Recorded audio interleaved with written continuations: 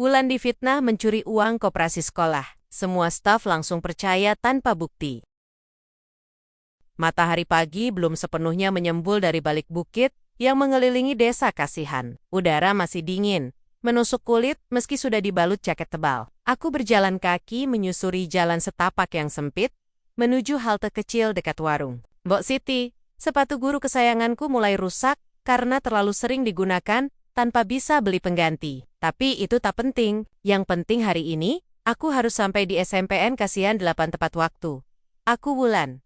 Nama lengkapku Wulan Putri Mandala. Tapi semua orang memanggilku Ibu Wulan meskipun statusku hanya guru honorer. Aku lahir dan besar di Kota Malang. Anak tunggal dari pasangan dokter dan dosen. Ayahku, Dea Rahadi Mandala, adalah Kepala Dinas Pendidikan Provinsi Jawa Timur.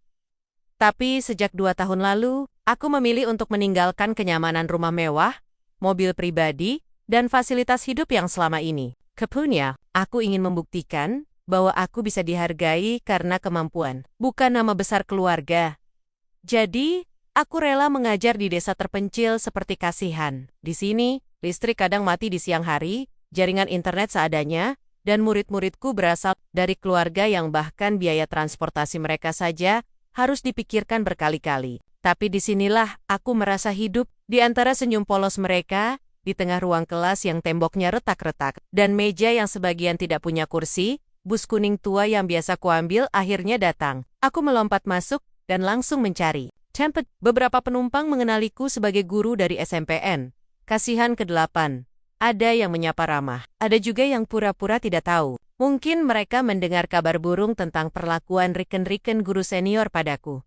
Saat tiba di sekolah, suara lonceng belum berbunyi. Aku menyempatkan diri membersihkan meja kerjaku di sudut ruang guru. Meja kecil tanpa laci, hanya papan kayu yang disandarkan di dinding. Itu pun seringkali dipindahkan oleh guru-guru lain. Seolah-olah aku tidak pantas memiliki tempat tetap di sana. Wulan, tolong ambil fotokopian soal ujian semester kelas 7, kata Bu Ika, salah satu guru senior. Saat melintas di depanku, suaranya datar, tidak sopan, tapi aku tetap tersenyum. Iya Bu, saya ambil sekarang. Aku berjalan ke ruang TU, sambil mencoba mengabaikan tatapan sinis dari beberapa staf. Aku tahu, mereka menganggapku hanya guru sementara. Tidak punya masa depan pasti di sekolah ini. Tapi setiap detik yang kupakai untuk mengajar adalah investasi nyata untuk masa depan murid-muridku. Saat kembali dari fotokopian, langkahku terhenti di depan ruang guru. Terdengar suara obrolan keras dari dalam. Masih aja dia datang. Pagi-pagi, cari muka, kayaknya. Emang dia pikir kita bakal ngasih dia jadi PNS? Kata Pek Onis, guru olahraga yang suka sombong. Lagian, kalau emang pintar banget, kenapa nggak ikut tes CPNS kalian? Ini malah jadi tukang fotokopi gratis. Timpel Bu Ika. Aku menelan ludah. Berusaha tenang. Tanganku gemetar memegang tumpukan kertas ujian. Aku tahu mereka sedang membicarakanku. Tapi, aku tak boleh marah. Aku harus tetap fokus pada murid-muridku. Mereka yang penting, aku masuk ke ruang guru. Seakan tak mendengar apa yang baru saja terjadi. Aku letakkan fotokopian di atas meja Bu Ika. Lalu berjalan keluar, menuju kelas pertama pagi ini. Saat pintu kelas dibuka, puluhan mata langsung menyambutku dengan semangat. Anissa, muridku yang paling rajin, langsung berdiri dan menyapaku riang. Bu Wulan, hari ini kita belajar puisi lagi ya? Aku tersenyum lebar. Di sanalah, aku merasa layak. Bukan di ruang guru, bukan di antara fitnah dan hinaan, tapi di tengah kelas kecil ini, tempat impian mereka mulai diwujudkan. Dan aku akan terus bertahan. Meski dunia di luar kelas ini berusaha meruntuhkanku, hari itu hujan deras sejak pagi. Langit gelap menggantung di atas desa Kasihan, membuat suasana sekolah terasa seram. Aku tiba lebih awal seperti biasa. Meskipun jalan desa becek dan bus kuning yang biasa kuambil terlambat karena ban bocor, aku memakai sandal jepit untuk mengganti sepatuku yang mulai rusak. Meski begitu, aku tetap datang tepat waktu, karena murid-muridku menunggu. Mereka tidak peduli apakah aku guru honorer atau bukan. Yang mereka lihat adalah sosok yang selalu hadir, memberi semangat, dan membantu mereka belajar dengan sepenuh hati. Saat memasuki kelas fisik, Anissa langsung menyambutku dengan senyuman lebar. Dia duduk di bangku paling depan, rajin mengketot. Setiap pelajaran, bahkan ketika mata pelajaran lain membuat mantemania mengantuk, Bu Wulan, saya bikinin puisi lagi, katanya sambil menyodorkan selembar kertas biru yang dilipat rapi. Aku menerimanya dengan hati-hati. Di kertas itu, tertulis puisi pendek tentang impian menjadi dokter. Meskipun ia tahu keluarganya tidak punya cukup uang untuk biaya kuliah nanti, aku tersenyum, lalu berkata, "Kamu pasti bisa, Nak. Selama kamu terus berusaha dan percaya pada dirimu sendiri." Dia mengangguk mantap. Dalam diam, aku berdoa agar Tuhan memberinya kesempatan. Agar anak-anak seperti Anissa tidak terjebak dalam lingkaran kemiskinan yang sama turun-temurun. Bel berbunyi. Aku mulai pelajaran dengan membaca puisi karya Sapardi Djoko Damono. Suara hujan di luar tak mengganggu antusiasme murid-muridku. Mereka mendengarkan dengan hikmat, mencatat kata demi kata. Seakan puisi itu adalah mantra ajaib yang bisa mengubah hidup mereka. Setelah jam pelajaran selesai, aku menuju ruang guru. Masih banyak tugas administrasi yang harus kukerjakan meskipun itu bukan tanggung jawabku sebagai guru honorer. Tapi karena diminta, aku kerjakan saja. Namun, saat pintu ruang guruku buka, semua suara lenyap. Semua mata menoleh ke arahku. Pak Adi sedang duduk di kursi empuknya. Sementara Bu Ika dan Pak Anis tampak asyik ngobrol, sebelum kedatanganku menghentikan percakapan mereka. Aku pura-pura tidak melihat tatapan dingin mereka, dan langsung pergi ke sudut ruangan, tempat meja kerjaku berada. Meja kayu tua, tanpa laci, yang seringkali dipindah-pindah oleh guru-guru senior, hanya karena mereka ingin menunjukkan siapa yang benar-benar dihargai di sekolah ini. Aku mulai mengetik rekap absensi murid bulan lalu. Tiba-tiba, sebuah suara menyela. "Wulan, tolong ambilkan teh manis dari warung Bos Siti. Manisnya agak banyak ya, lagi capek hari ini," kata Bu Ika, tanpa bahkan menoleh ke arahku. Aku menahan napas sejenak. Ini bukan pertama kalinya aku disuruh melakukan hal-hal yang bukan bagian dari tugas mengajar. Tapi aku tetap menjawab dengan tenang. "Iya Bu, saya ambilkan sekarang. Di luar, hujan belum reda. Jalan basah dan licin. Aku berjalan perlahan, mencoba menjaga sepatu bekasku agar tidak terlalu cepat rusak. Di warung Bok Siti, aku memesan 4 teh manis hangat, 1 untuk masing-masing guru senior. Saat kembali, wajah mereka tetap datar. "Tehku, tidak ada. Aku tidak pernah dibuatkan teh, tapi itu bukan masalah besar. Yang penting, aku bisa menjaga hubungan baik, meskipun mereka tidak pernah menghargai usahaku."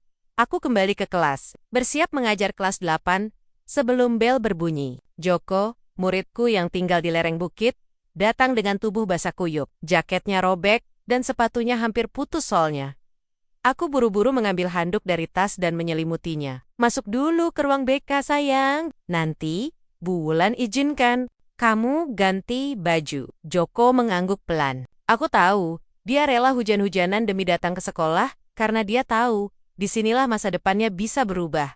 Saat pulang sore itu, langit sudah cerah. Aku berjalan kaki pulang ke kontrakan kecilku. Sebuah kamar sederhana di pinggir sawah. Kadang mati, tapi aku tidak pernah mengeluh. Karena di sanalah, aku merasa dekat dengan murid-muridku. Mereka juga hidup sederhana, dan aku tidak ingin terlihat jauh berbeda. Aku membuka laptop tua milikku, dan melihat notifikasi dari salah satu komunitas guru nasional. Mereka menyampaikan bahwa aku dinominasikan untuk penghargaan guru inspiratif tingkat provinsi. Aku tersenyum tipis. Mungkin ini awal dari sesuatu yang besar. Tapi untuk saat ini, yang terpenting adalah tetap berdiri tegak, tetap mengajar dengan tulus, tetap menjaga senyum yang tak pernah luntur, meskipun dunia di sekelilingku berusaha meruntuhkanku. Pagi itu, udara desa Kasihan terasa lebih berat dari biasanya. Mungkin karena awan mendung yang menggantung rendah di atas atap sekolah, atau mungkin juga karena perasaanku yang tiba-tiba tidak tenang.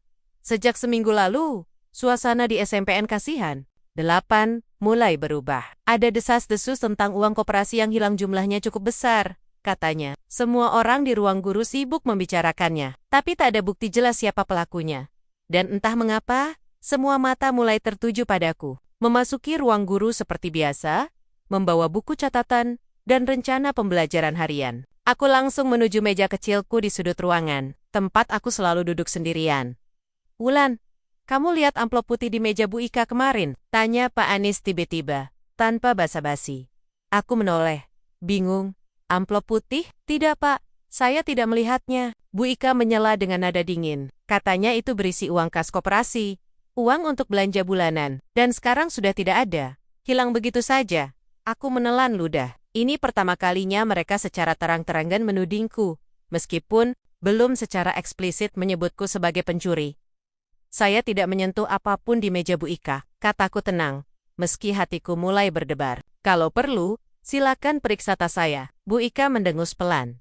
Kami tidak bilang kamu mencuri, tapi kamu sering kelewar masuk ruang guru. Bisa saja kamu melihat sesuatu. Aku ingin menjawab, tapi suara bel masuk kelas menginterupsi. Aku buru-buru pergi ke kelas 5B, berusaha mengalihkan pikiran dari fitnah yang baru saja dilemparkan ke arahku. Namun, sepanjang hari, omongan murid-murid membuatku semakin gelisah. Bulan, saya dengar-dengar. Katanya Bu Ika bilang, uang koperasi hilang karena ada yang nyolong. Bisik Dinda saat istirahat.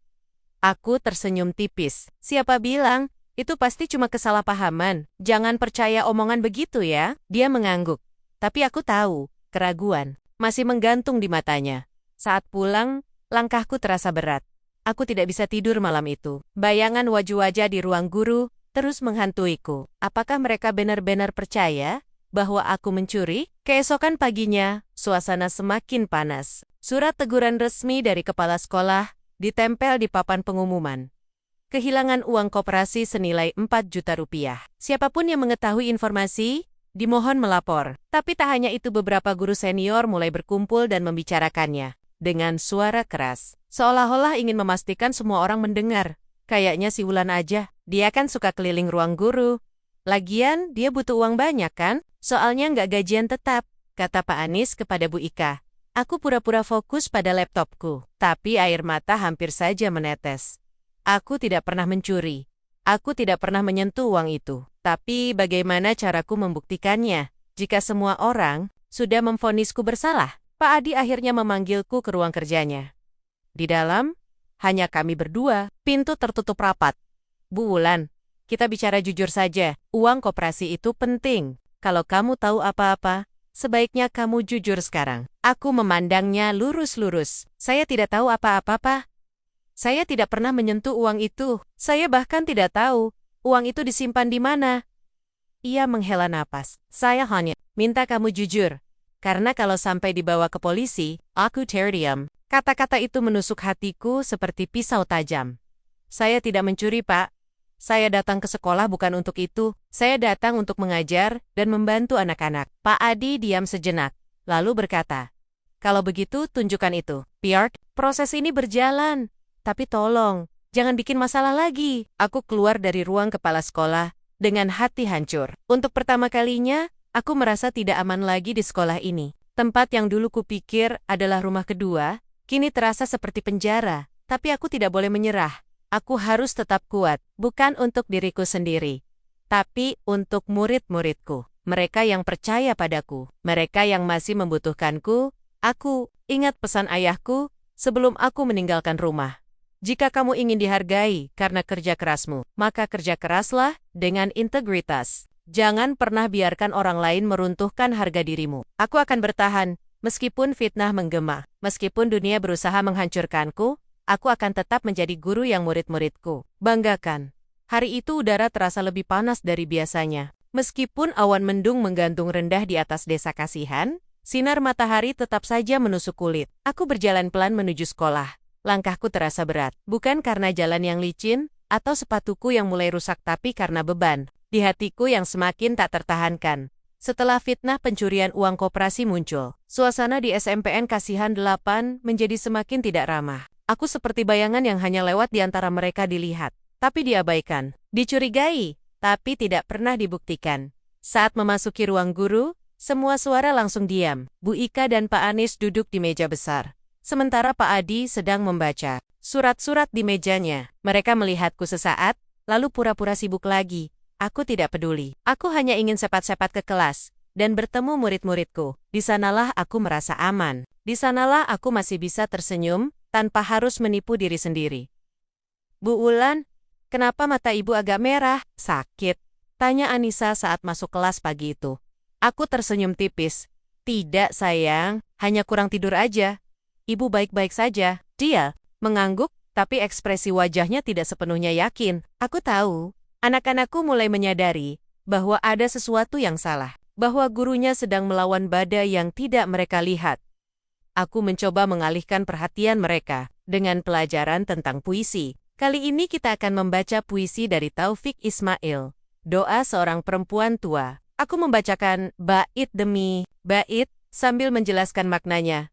Tuhan, biarkanlah ia pulang, biarkanlah ia rehat setelah penat dan letih. Suara hening menyelimuti kelas. Aku melihat mata Anissa berkaca-kaca. Yoko menandak. Mungkin mengingat neneknya yang baru saja, Mening. Dinda mencatat setiap kata dengan teliti. Seolah-olah puisi itu adalah pesan hidup yang harus ia simpan. Di tengah pembelajaran, pintu kelas tiba-tiba diketuk dari luar. Pak Adi muncul di balik kaca. Matanya lurus menatapku. Ibu Wulan, saya minta sebentar, katanya datar. Aku pamit pada murid-muridku, lalu keluar. Hatiku mulai berdebar. Ada apa, Pak? Ia menyerahkan selembar surat. Ini dari komite sekolah. Ada beberapa orang tua murid yang protes soal perlakuan kami terhadap ibu, katanya. Ibu guru yang paling peduli pada anak-anak. Aku membaca surat itu. Beberapa orang tua bahkan menulis secara langsung. Kami sangat senang dengan kehadiran Ibu Wulan. Anak kami jadi lebih semangat belajar. Mohon jangan diganggu atau dipindahkan. Air mataku nyaris jatuh. Mereka benar-benar melihatku. Benar-benar merasakan perbedaan yang kubawa. Pak Adi melanjutkan. Kami harap Ibu bisa tenangkan mereka. Kami juga sudah bicara dengan Bu Ika dan Pak Anis. Semoga hubungan internal bisa kembali kondusif. Aku menatapnya. Saya tidak minta apapun selain penghargaan atas kerja keras saya. Saya datang bukan untuk cari musuh, tapi untuk mengajar. Ia mengangguk singkat, lalu pergi. Saat kembali ke kelas murid-murid, langsung bertanya. Bu Wulan, kenapa tadi Pak Kepala Sekolah? Aku tersenyum. Tidak apa-apa. Hanya rapat kecil. Anissa tiba-tiba angkat tangan.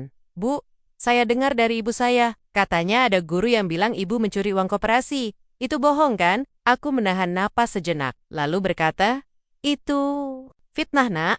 Tapi kamu tahu, fitnah itu bagian dari ujian. Dan kita harus tetap percaya pada kebenaran. Mereka mengangguk. Aku tahu, meskipun masih kecil, mereka mulai memahami dunia nyata. Dunia yang kadang tidak adil. Tapi aku ingin mereka tumbuh menjadi manusia yang kuat, berintegritas, dan tidak mudah menyerah. Saat pulang sore itu, aku berjalan pelan. Langit, mulai aku membawa surat dari orang tua murid itu, menyimpannya ropet-ropet. Itu adalah satu-satunya hal yang membuatku tetap tegak hari ini. Meskipun luka di hati terus menganga, dan meskipun senyumku harus tetap hadir, walau itu adalah senyum yang lahir dari luka. Minggu itu, aku pulang lebih awal dari biasanya. Langit desa Kasihan mulai gelap karena mendung tebal, menggantung rendah. Aku baru saja selesai membimbing Anissa dan Dinda, belajar puisi di perpustakaan kecil sekolah. Mereka ingin ikut lomba baca puisi antar pelajar SMP se-Kabupaten, dan aku bersedia melatih mereka setiap sore. Setibanya di kontrakan sederhanaku, aku langsung melemparkan tas di atas tempat tidur. Badanku lelah, tapi hatiku hangat. Setiap hari yang kulewati bersama murid-muridku, terasa berarti meskipun dunia di luar kelas ini memperlakukanku begitu buruk. Namun, sesuatu menarik perhatianku saat membuka tas. Ada amplop coklat tipis terselip. Di antara buku catatan, di bagian depan tertulis, untuk Ibu Wulan, Putri Mandala Guru Bahasa Indonesia, SMPN Kosihan 8. Aku mengerutkan dahi. Alamatnya benar, tapi tidak ada nama pengirim. Hanya stempel dari Dinas Pendidikan Provinsi. Jantungku berdebar. Aku cepat-cepat membuka amplop itu. Isinya adalah surat resmi dengan logo pemerintah daerah. Sehubungan dengan rekomendasi dari Komunitas Guru Inspiratif Jawa Timur, kami menyampaikan apresiasi atas dedikasi dan prestasi Bapak atau Ibu sebagai pendidik di lapangan. Dengan ini, kami mengundang Bapak atau Ibu untuk hadir dalam acara penghargaan guru inspiratif tingkat provinsi yang akan diselenggarakan pada hari atau tanggal Sabtu, 25 November tahun 2023 tempat. Gedung Sasana Budaya Malang Nama. Penerima penghargaan akan diumumkan secara langsung. Pada malam tersebut, aku menahan napas. Aku dipilih untuk penghargaan tingkat provinsi? Aku membaca ulang surat itu berkali-kali. Tak percaya. Siapa yang merekomendasikanku? Apakah orang tua murid yang beberapa waktu lalu mengirim keluhan ke komite sekolah? Mungkin salah satu teman guru dari luar daerah? Aku tersenyum sendiri. Ini seperti mimpi. Selama ini, Semua orang di sekolah menganggapku hanya guru honorer biasa, tapi ternyata dedikasiku sampai juga ke telinga dinas pendidikan. Keesokan paginya, aku tiba di sekolah seperti biasa. Aku masih menyimpan surat itu di dalam tas. Belum memberitahu siapapun. Aku ingin tetap tenang, tidak membuat heboh dulu. Namun, saat memasuki ruang guru, aku merasa suasana agak aneh. Bu Ika sedang asyik ngobrol dengan Pak Anis. Tapi ketika melihatku masuk, suara mereka langsung berhenti. Aku pura-pura tidak peduli dan duduk di sudut ruangan. Tapi kemudian, Pak Adi memanggilku. Bu Wulan, bisa sebentar? Aku mengikutinya ke ruang kerjanya. Di dalam, suasana terasa tegang. Ibu dapat surat dari Dinas Pendidikan. Tanyanya langsung. Aku mengangguk pelan. Iya Pak, saya baru terima kemarin. Ia diam sejenak, lalu berkata. Surat itu sebenarnya sudah sampai ke sini beberapa minggu lalu, tapi entah kenapa hilang. Tidak sampai ke tangan ibu. Aku terkejut. Surat itu sudah sampai ke sini? Pak Adi mengangguk. Iya, dan saya curiga ada pihak yang sengaja menyembunyikannya. Aku terdiam. Hatiku mulai panas. Jadi selama ini ada yang mencoba menghalangiku mendapat penghargaan itu. Siapa? Tanyaku pelan. Pak Adi tidak menjawab, tapi matanya menunjukkan jawaban yang jelas. Bu Ika, aku keluar dari ruang kepala sekolah dengan emosi yang susah dikontrol. Aku tidak marah karena surat itu sempat disembunyikan, tapi karena sikap mereka yang terus-menerus meremehkanku. Seolah-olah mereka tidak pernah melihat usaha kerasku. Seolah-olah aku tidak pantas dihargai. Aku kembali ke kelas, mencoba fokus pada murid-muridku. Anissa menyambutku dengan puisi barunya. Joko bertanya tentang struktur kalimat. Dinda menunjukkan hasil latihan membacanya. Aku tersenyum. Seakan-akan tidak ada yang terjadi di luar kelas ini. Tapi di balik senyum itu, api semangatku mulai menyala. Aku harus datang ke acara itu. Aku harus membuktikan bahwa meskipun statusku hanya guru honorer, dedikasiku tidak kalah besar dari guru manapun. Dan aku akan tunjukkan pada mereka semua bahwa kebaikan dan ketulusan akhirnya akan berbuah penghargaan, meskipun harus melalui rintangan yang begitu berat. Malam itu, aku duduk sendirian di kontrakan kecilku. Hujan rintik-rintik mengguyur desa Kasihan. Suara tetesan air dari genteng yang bocor membuat suasana semakin suram. Aku masih memegang surat undangan dari Dinas Pendidikan Provinsi. Surat yang seharusnya sampai jauh lebih awal. Jika saja tidak ada tengon-tengon licik yang mencoba menyembunyikannya, aku tidak bisa terus diam. Selama ini, aku selalu memilih untuk bersabar, menghindari konflik, percaya bahwa ketulusan akan menang. Tapi kali ini, batasku mulai rapuh. Bu Ika dan Pak Anis jelas terlibat. Bahkan Pak Adi pun sepertinya sudah curiga. Mereka takut aku mendapat penghargaan, takut aku akan naik daun. Takut aku akan membuktikan bahwa meskipun hanya guru honorer, aku bisa diakui secara nasional. Aku menatap foto keluargaku di atas meja. Ayah, ibu, dan aku masih kecil, tersenyum lebar di depan rumah besar kami di Malang. Aku lahir dari keluarga berada, anak dari Kepala Dinas Pendidikan Provinsi. Tapi aku sengaja menyembunyikan identitasku agar bisa dinilai karena kerja kerasku, bukan karena nama besar ayahku. Namun kini, mungkin saatnya aku menggunakan koneksi itu untuk melindungi diriku sendiri.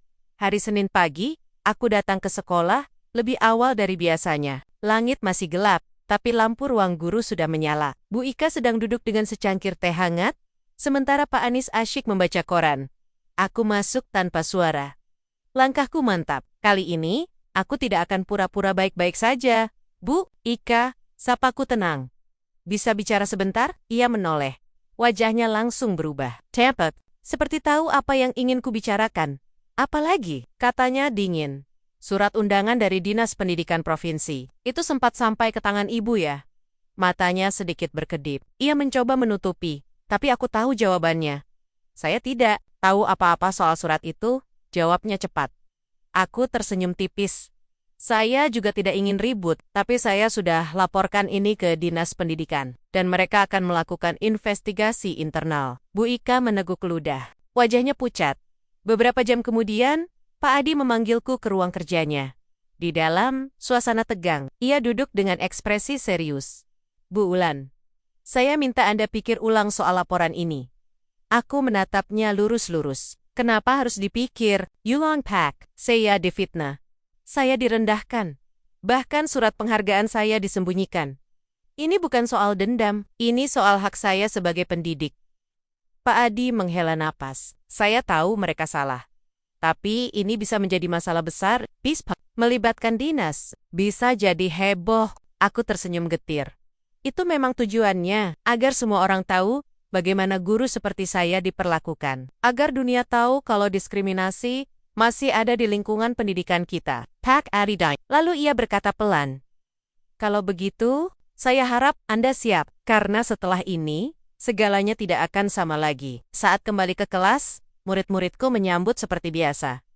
Anissa memberiku puisi barunya. Joko bertanya tentang struktur kalimat. Dinda menunjukkan hasil latihan membacanya. Aku tersenyum. Di tengah badai yang akan datang, inilah tempatku merasa aman. Aku tidak akan mundur lagi. Aku akan hadapi acara penghargaan itu. Aku akan biarkan dunia melihat siapa sebenarnya Ibu Wulan Putri Mandala. Dan aku akan tunjukkan bahwa ketulusan tidak akan pernah kalah, meskipun harus menghadapi pengkhianatan dari rekan-rekan seprofesiku sendiri. Malam sebelum acara penghargaan, aku tidak bisa tidur, badanku lelah. Tapi pikiranku terlalu penuh untuk bisa beristirahat tenang. Aku bolak-balik di kasur sempit kontrakan kecilku, memandangi lenggit-lenggit yang bercak karena bocoran saat hujan. Di luar, angin bertiup pelan mengusik daun jendela. Besok adalah hari besar, hari di mana seluruh guru inspiratif dari berbagai penjuru provinsi akan berkumpul di Gedung Sasana Budaya Malang. Dan entah bagaimana, namaku ada di antara mereka. Aku masih belum memberitahu siapapun di sekolah. Tapi Pak Adi pasti sudah tahu. Bu Ika juga. Bahkan mungkin Pak Anis. Mereka pasti mulai cemas. Karena meskipun aku hanya guru honorer di desa terpencil, kini aku berdiri di panggung yang sama dengan guru-guru besar dari kota-kota maju. Pagi itu, aku berdandan lebih rapi dari biasanya. Bukan untuk menunjukkan bahwa aku sombong atau ingin mencari perhatian, tapi sebagai bentuk penghormatan pada momen ini. Aku memakai kebaya sederhana yang dulu sering kupakai saat acara keluarga. Rambutku disanggul rapi. Aku menyemprot sedikit parfum kesukaan ibuku. Bus menuju Malang berangkat pagi-pagi sekali. Selama perjalanan, hatiku campur aduk. Antara gugup, bangga, dan juga takut. Takut kalau semua orang nanti akan melihatku sebagai guru kecil dari desa. Bukan sebagai pendidik yang layak mendapat apresiasi. Namun, ketika sampai di Gedung Sasana Budaya, suasana langsung membuatku termotivasi. Para guru dari berbagai daerah berkumpul. Ada yang datang dari Blitar, Pasuruan, Jember, bahkan dari Pulau Madura. Semua memiliki kisah unik tentang dedikasi mereka dalam mengajar. Aku duduk di barisan belakang. Tidak ingin mencolok, tapi tiba-tiba salah satu panitia mendekatiku. Ibu Wulan Putri Mandala. Aku mengangguk. Silakan ikut saya, Anda dipersilakan duduk di barisan depan. Acara malam ini akan dibuka oleh Kepala Dinas Pendidikan Provinsi. Aku terkejut. Biasanya, hanya penerima penghargaan utama yang ditempatkan di barisan depan. Tapi, aku tidak protes. Aku mengikuti panitia itu, dan duduk di deretan kedua dari depan. Di atas panggung, sesi pembukaan dimulai. Sambutan demi sambutan disampaikan. Sampai akhirnya, giliran Kepala Dinas Pendidikan Provinsi naik ke panggung. Dan saat itulah, duniamu berubah. Ia memperkenalkan diri, Dr. Hadi Mandala. Ayahku. Aku menahan napas. Semua orang di ruangan itu mulai berbisik-bisik. Beberapa peserta bahkan menoleh ke arahku, seolah-olah baru menyadari sesuatu. Ayahku berbicara tentang pentingnya dedikasi guru di daerah terpencil, tentang betapa sulitnya menjadi guru yang benar-benar peduli pada murid-muridnya. Lalu, ia membacakan nama-nama guru yang akan menerima penghargaan khusus. Dan terakhir, kami ucapkan apresiasi tinggi kepada Ibu Wulan Putri Mandala, guru muda dari SMPN Kasihan 8, yang telah membuktikan bahwa ketulusan tidak mengenal status. Ia rela meninggalkan kenyamanan rumah demi menjalani profesi yang ia cintai, tanpa pernah menunjukkan identitas aslinya. Seluruh ruangan tepuk tangan. Aku berdiri. Kaki gemetar. Aku naik ke panggung, menerima plakat emas dan sertifikat penghargaan. Sorak-sorai dan tepuk tangan semakin menggema. Tapi di balik senyumku yang tulus, aku tahu, esok hari, di sekolah, segalanya tidak akan pernah sama lagi.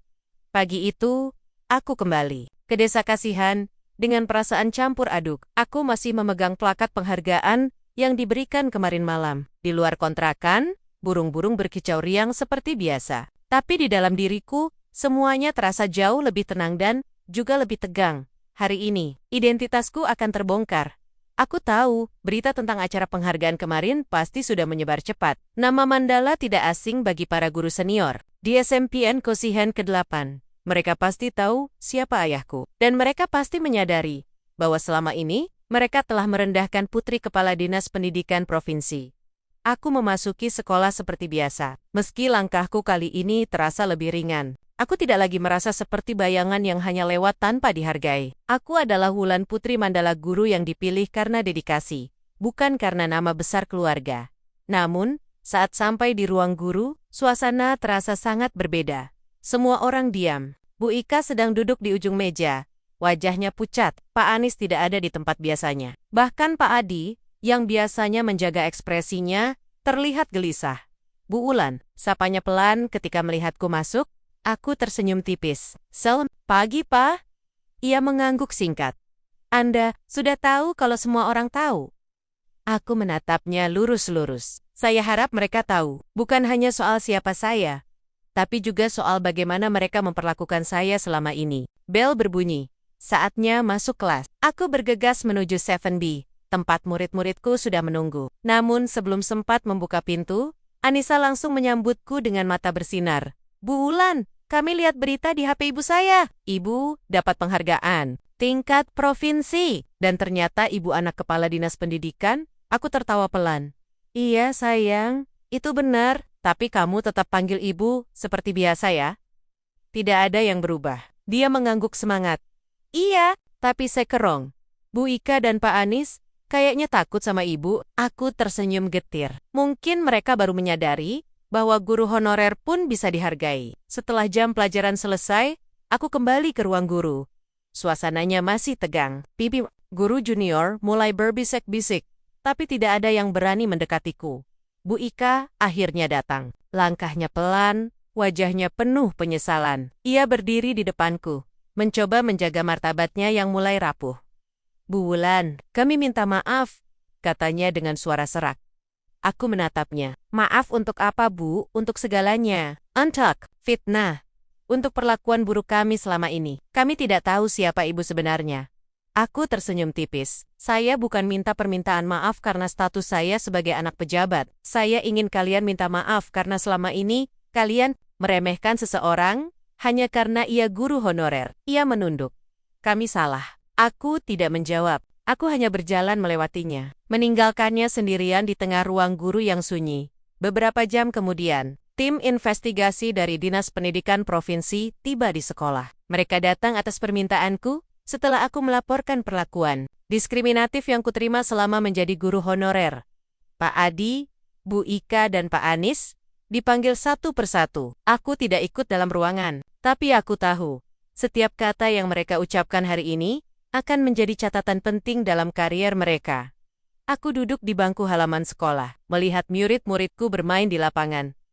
Anissa melambaikan tangan padaku. Joko dan Dinda tersenyum lebar. Aku tahu, aku belum selesai. Masih banyak guru honorer di luar sana yang mengalami nasib seperti aku. Masih banyak sekolah yang memperlakukan guru non-PNS dengan tidak adil, tapi hari ini, aku berhasil membuktikan satu hal. Bahwa ketulusan dan integritas akhirnya akan berbicara lebih keras daripada jabatan atau kedudukan.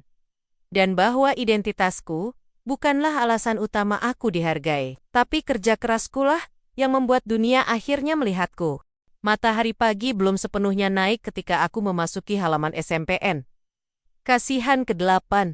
Udara terasa lebih ringan hari ini. Mungkin hanya perasaanku saja, tapi rasanya ada sesuatu yang berbeda di sekolah ini. Seakan-akan beban yang selama ini menekan. Dadaku mulai terangkat.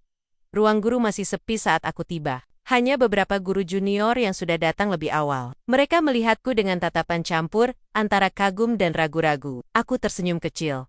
Aku tidak ingin mereka takut padaku. Aku tetap Wulan yang sama guru, yang peduli pada murid-muridnya. Namun, suasana mulai berubah ketika Bu Ika masuk.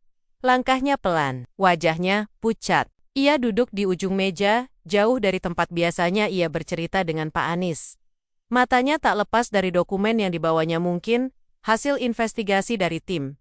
Dari Dinas Pendidikan Provinsi kemarin, Pak Adi juga datang tak lama setelahnya. Ia langsung menuju ruang kerjanya, tanpa menyapa siapapun. Bahkan suaranya terdengar serak saat memberi salam kepada Tu. Aku tahu, malam yang panjang telah dilewati oleh mereka. Bel berbunyi. Saatnya masuk kelas. Aku buru-buru menuju Vibe, tempat murid-muridku sudah menunggu. Anissa langsung menyambutku dengan senyum lebar. Bu Ulan, saya lihat Bu Ika tadi kayak sedih banget. Aku tersenyum tipis. Iya, mungkin dia baru menyadari banyak hal. Joko bertanya lagi. Terus, apakah Bu Ika akan dipecat? Aku menggeleng pelan. Semoga tidak, tapi setidaknya, dia belajar bahwa semua orang layak dihargai, apapun statusnya. Nenggak, aku tahu, meskipun masih kecil, mereka mulai memahami arti keadilan. Dan itu adalah pelajaran hidup yang bahkan buku pelajaran pun sulit mengajarkannya. Setelah jam pelajaran selesai, aku dipanggil ke ruang kepala sekolah. Di dalam, selain Pak Adi, hadir juga tim investigasi dari Dinas Pendidikan Provinsi. Mereka duduk rapi dengan laptop dan dokumen-dokumen di depan mereka. Bu Wulan, kata salah satu anggota tim, kami sudah mengumpulkan kesaksian dari beberapa guru dan murid. Kami juga mendapatkan bukti bahwa surat undangan penghargaan Anda sempat disembunyikan. Aku mengangguk. Benar, saya percaya Bu Ika yang menyembunyikannya. Tim itu mencatat sesuatu di laptopnya, lalu berkata, kami juga menerima beberapa kesaksian dari guru junior yang menyatakan bahwa Ibu sering difitnah dan direndahkan karena status Ibu sebagai guru honorer.